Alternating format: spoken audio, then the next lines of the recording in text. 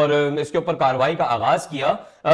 Basically एक बात मैं और वाजे करता चलूं कि ये जो माफियाज हैं और ये जो डिस्ट्रिक्ट सेंट्रल के अंदर जिस तरीके से गैर कानूनी तामीरात को किया जा रहा है, और लोग अक्सर व बेशतर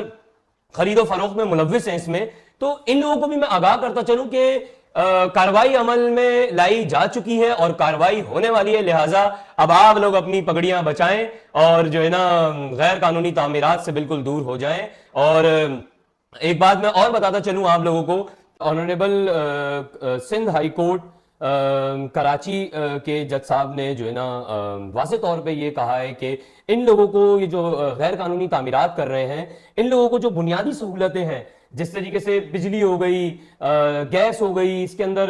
पानी हो गया, तो इनको बुनियादी सहूलतें जो है ना दी जाए। और सब रजिस्ट्रार को इसके अंदर डायरेक्शंस दी गई हैं कि आप जो है ना इनकी जो लाइंस हैं, जैसे पानी की लाइन हो गई, के इलेक्ट्रिक की हो गई,